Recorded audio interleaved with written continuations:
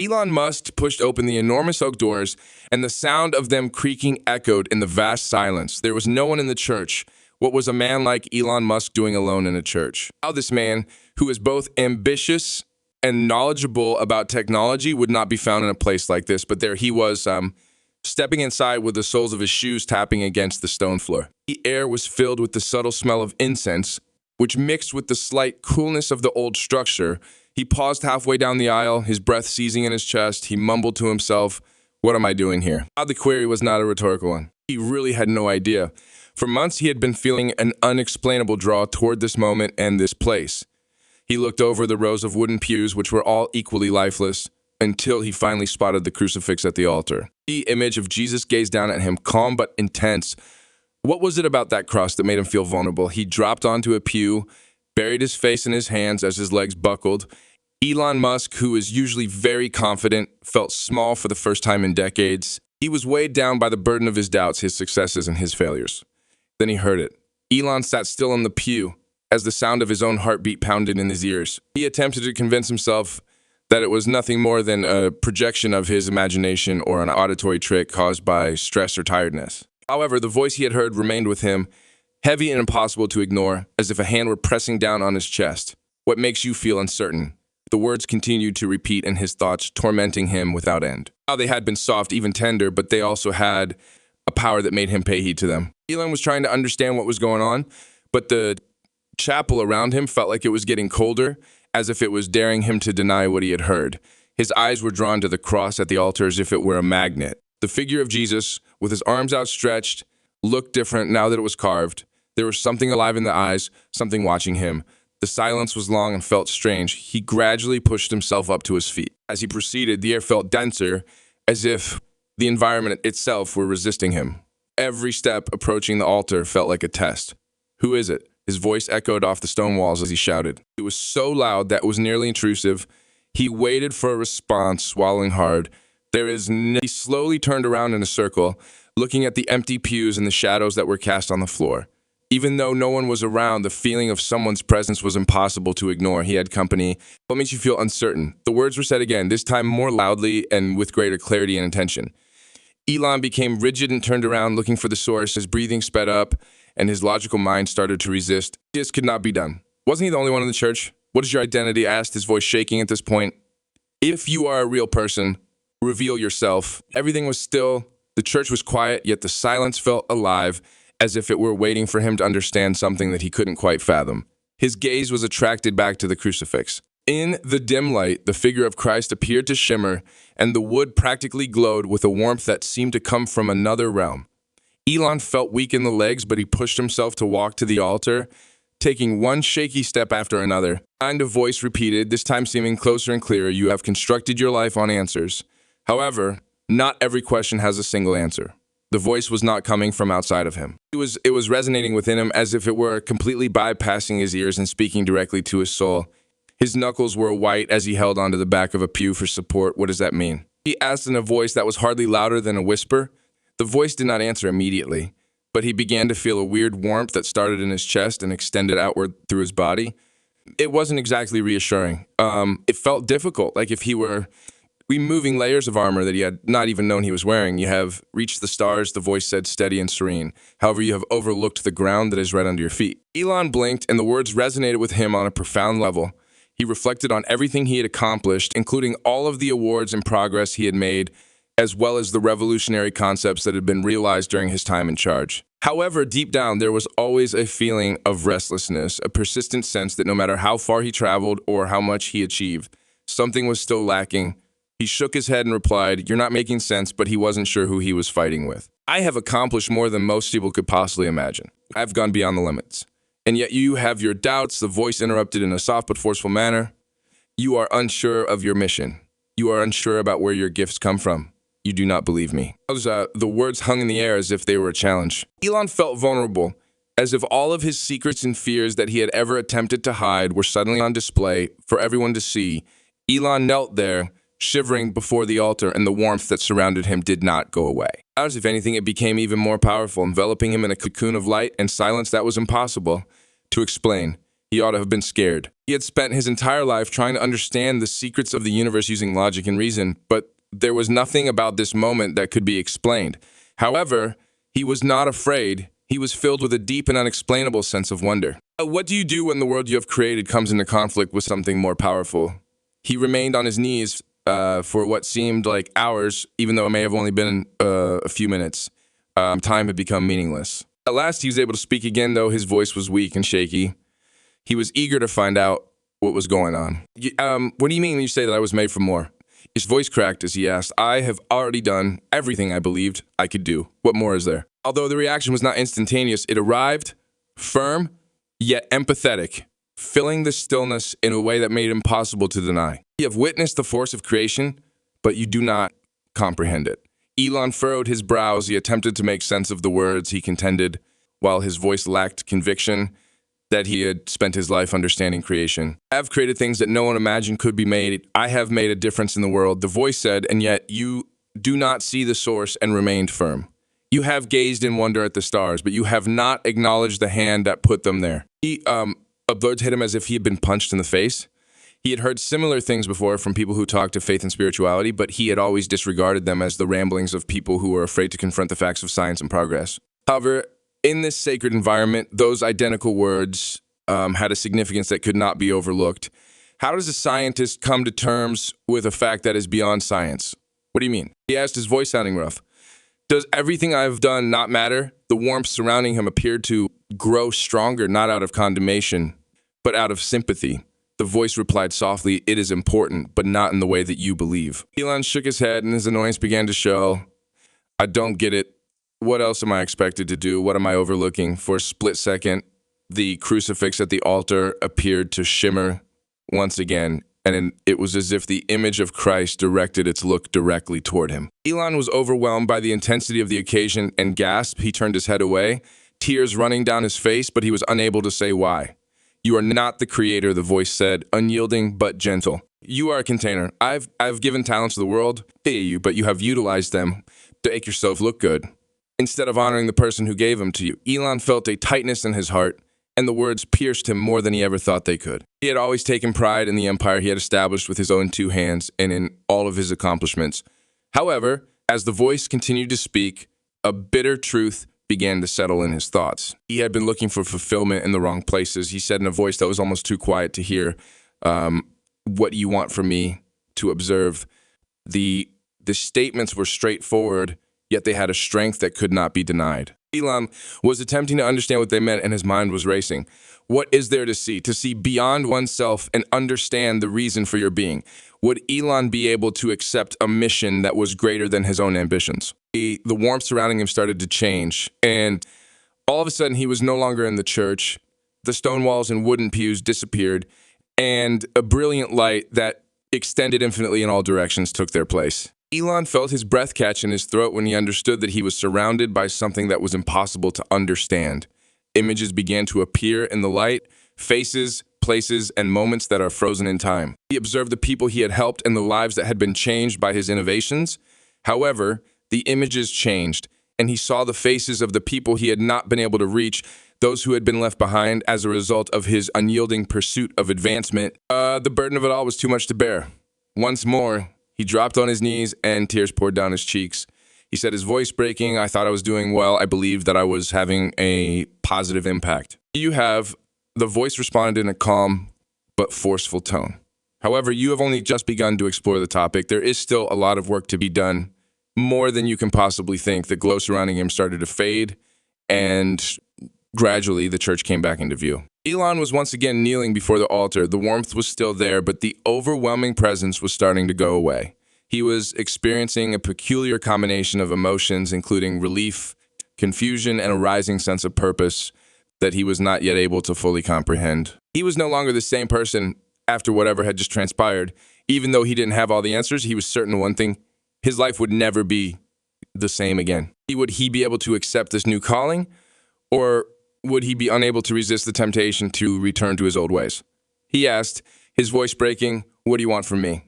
I have no idea why I'm here. The voice just stated that you were called. Elon staggered back, his mind spinning. He had no faith in any of it. He was not the type of person who would look for help from a higher power. His life was based on facts, logic, and calculations that could be demonstrated. However, while he was standing there, looking at the crucifix, he felt something irrefutable stirring inside him. He knelt down in front of the altar, his hands trembling. "I don't understand," he murmured, his eyes welling up with tears. "I have completed all of the tasks that I believed were required of me. Why do I still feel like this isn't sufficient?" The silence in the cathedral appeared to change, enveloping him like a warm hug. And then, for the first time, the voice spoke with distinct clarity. "Due to the fact that you were created for greater things." Elon's breath caught, the words slicing through him like an arrow. They were heavy, but they also brought him a peculiar sense of comfort, as if he had been waiting to hear them for his entire life without even knowing it. Who was talking to him? And what did they mean when they said more? The church's silence felt strange today. It was not devoid of content. It was alive, filled with an energy that Elon was unable to describe. As he knelt there, shaking in front of the altar, the warmth that had surrounded him started to settle into something more profound. It was still there, had simply become a part of him, like a gentle flame blazing in his chest. He remained in that position, uncertain of what his next step should be. His entire understanding of the world and himself had been completely turned on its head. He was a logical and rational person. However, this was illogical. It was tough to define, yet there was no doubt about it. He gradually forced himself to stand up. He felt as if his legs were not his own and they were shaky. He looked at the crucifix, half expecting it to shimmer again, but the figure of Christ now appeared calm and quiet. Now there were people in the church. Even though it was quiet, he could sense that the presence was still there, observing and waiting. Now that he had seen this vision, what was expected of him? Elon turned around and started going down the aisle, his footsteps reverberating in the large area. He was unsure of his destination. He was certain that he could not remain motionless. He was attempting to understand what he had just gone through, and his thoughts were racing. All of the images he had seen, the faces of the people he had helped and the faces of the ones he had not helped, swirled together in a chaotic whirlwind. He came to a halt when he arrived at the church's enormous wood doors. He didn't push the handle open, even though his hand was hovering over it. He was being held back by something. "You did not create this. You are a container." The words rang in his head, and they were now more impactful than they had been just a second before. He held on the door handle as if it were the only thing preventing him from falling over, and he closed his eyes. The picture was obvious, very clear. He had received traits and powers that few people possessed, but he had used them for his own benefit without knowing their actual purpose. Was it too late for him to make a change? He took a deep breath, released the door, and turned back toward the altar. This time, his footsteps felt heavier, as if the burden of his revelation was weighing him down. He slipped into the seat with his hands tightly locked together when he approached the altar. He prayed for the first time in years. It is not a prayer that has been practiced, but rather a sincere request that comes from the bottom of his heart. "What should I do next?" he whispered. Even though his voice was barely audible, he understood that the question did not need to be loud in order to be heard. "What can I do to fix this?" The silence was long, but it was not devoid of sound. He felt a sense of anticipation and a summons to action that he could not ignore. And the vision came back, but this time it was not as blinding as it had been before. Instead, it was a calm assurance in his thoughts. He envisaged himself standing before crowds, not as a billionaire or a software mogul, but as a guy with a message. He envisioned himself sharing his experiences, not to make himself look good, but to motivate other people. He witnessed the ripple effect it would cause, the lives that would be affected, and the hope that would be disseminated. As Elon exited the church, the big oak doors slammed shut behind him with a loud bang. The cool night air brushed over his face. The only sound outside was the occasional rustling of leaves in the breeze. Otherwise, it was completely silent. It was very different from the storm that was raging inside his heart. He was standing on the steps of the church, looking out at the street, which was deserted.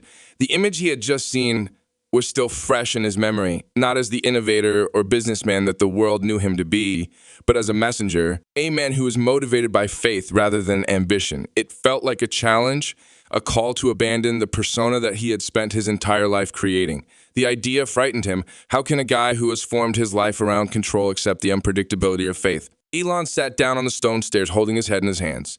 The enormity of what he had been shown felt like a heavy burden that he was unsure he could bear.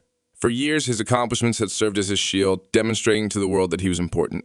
Now, the armor seemed empty, as if it were a shield composed of paper. Why am I the one? He spoke softly, his voice disturbing the stillness of the night. Why not someone who already has faith? A person who is knowledgeable about their work. The response did not come in the form of words. Rather, it came in the form of the silence that surrounded him. The presence that he had felt in the church was still there, soft but relentless, encouraging him to have faith in what he could not yet see. He sat there for a long time, struggling with his doubts. And he's like, finally, he closed his eyes and did something he hadn't done in decades. He said a prayer, he murmured, God, and his voice shook. I am unsure whether or not I am capable of doing this. I'm not sure if I'm the best person for this. However, if this is indeed your goal and what you expect from me, then demonstrate to me how to do it. Help me understand what I need to do. Even if the words felt uncomfortable and unrefined on his lips, they were still sincere. At that time, the only thing he had to offer was his honesty. Would his request be heard, or would he have to deal with this by himself? Up the streetlights appeared to be brighter, and the wind felt somewhat warmer as he opened his eyes. Everything felt different, even though nothing had changed. He didn't have a clear plan or a quick realization, but he felt a peaceful sense of reassurance, as if someone were placing a hand on his shoulder. He stood up, brushed off his pants, and started to walk. How was that? At first, he walked slowly and with uncertainty, but with every stride he took, he felt more and more determined. He didn't have all the answers, but he didn't need them at that moment. For the time being, taking the initial step was sufficient. As he went, his mind began to run again, but this time, it was not with doubts. It was with ideas. In what method might he share his experience so that people would be able to understand it? Would they actually believe him? And even more essential, how would he be able to reach the people who needed to hear it the most? His phone vibrated in his pocket, interrupting his train of thinking. He took it out and noticed a message from one of his assistants reminding him about a presentation to investors that was coming up. For a moment, he looked at the television, feeling the familiar pull of his previous existence. He had devoted himself to his career for years, convincing himself that if he achieved success, he would finally feel fulfilled. However, as he stood there on the verge of something bigger, he came to the realization that those victories had been meaningless. In other words, they were nothing compared to the tranquility he had felt in the cathedral, the warmth of that presence that had spoken to him. He returned the phone to his pocket and kept walking.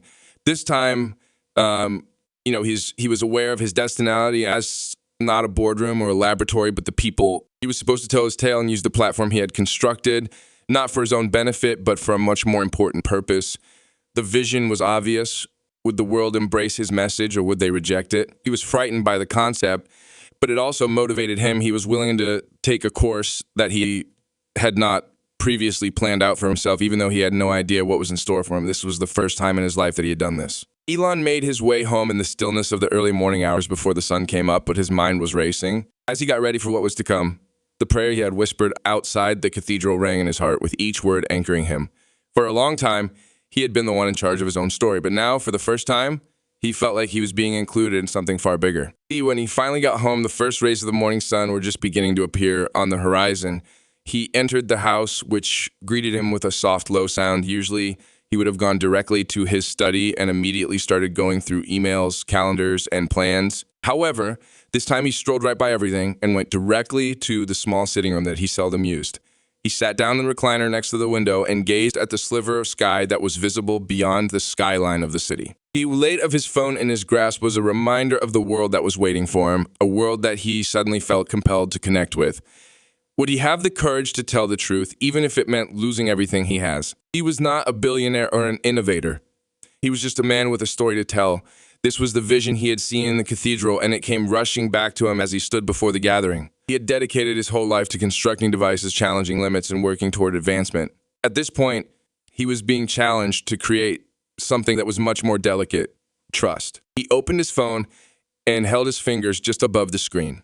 Where would he start? How could he possibly convey what had happened without appearing crazy? He was known around the world as a logical and scientific man who solved difficulties using equations and creativity. How could he get people to believe in something that went against all of that? The answer arrived, soft yet certain. Begin with the truth. He took a deep breath and started typing. At first, the words came out slowly, but before long, they came out easily, as if they had been waiting to be let free. He didn't think too much about it. He just put down what he was feeling. That night, when I entered the chapel, I was a guy with questions that could not be answered by any amount of achievement.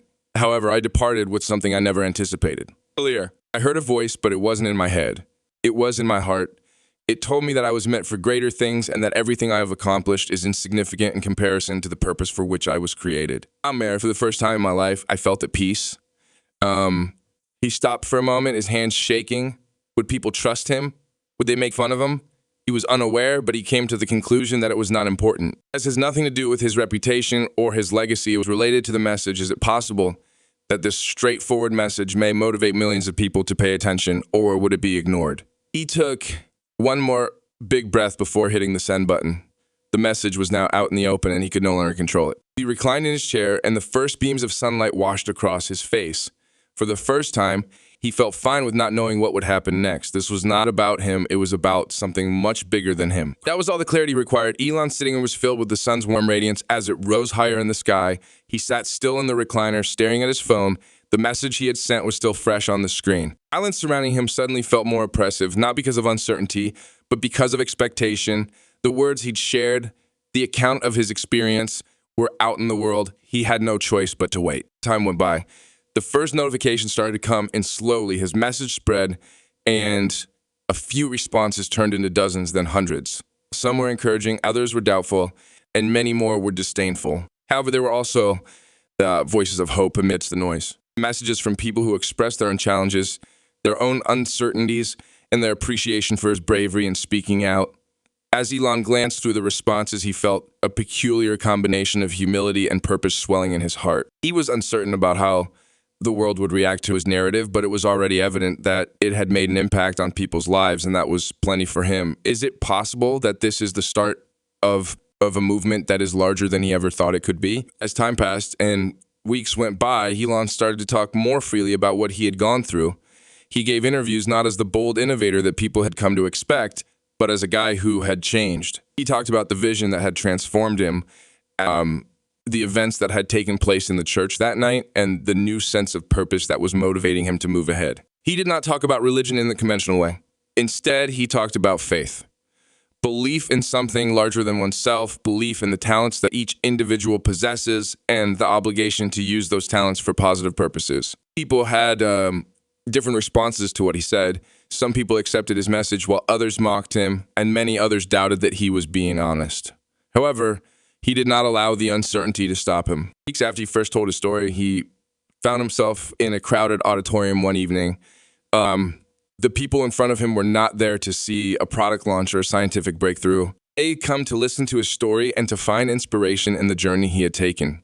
Elon strode onto the stage, feeling the heaviness of the moment weighing down on him. He took a deep breath and gazed out at the multitude of faces. He started by saying, "I'm not here to preach. I am here to share the knowledge that I have gained. I have spent my entire life searching for answers and trying to understand the cosmos through science and logic. However, this is the most important truth I've come across. We are more than just the things we make. We have been made for a reason." The audience was completely hushed, hanging on to every word he spoke. Elon went on, speaking from the heart, without any polish or refinement. He could hardly hear the thundering applause. He was more concerned with the message than with the reaction. He felt a sense of calm wash over him as he stepped off the platform. He was unsure of where this path would take him, but he was certain that he was not taking it by himself. At night, he was alone in his house, and he knelt down next to his bed. He prayed out loud for the first time since that moment in the chapel. "I have no idea what the future will bring. Oh my God. I have faith in you, but I am unsure whether I have the strength to perform what you have asked of me. I have faith that you will help me, even when I am confused. I appreciate you giving me this sense of purpose. Please assist me in walking this path with bravery and humility. Amen." He was filled with a peaceful strength as he climbed. He was prepared to take the next step, no matter where it might go, even if the voyage was far from ended. Thank you so much for joining me on this deeply moving and thought-provoking journey. I hope this story of Elon Musk's transformative experience inspires you to reflect on your own life, purpose, and the forces that drive us all. It's a tale that reminds us of the beauty of humility, the power of faith, and the potential for change within every one of us. If you found this story as captivating as I did, don't forget to like this video, share it with others, and subscribe to Velvet Sovereigns. By subscribing, you'll ensure you never miss another incredible story that connects the past, present, and future in meaningful ways. Stay tuned for more stories that spark curiosity, ignite emotions, and inspire action. Until next time, take care, keep questioning, and remember, sometimes the answers we seek come from the places we least expect. Thank you for being part of this amazing journey.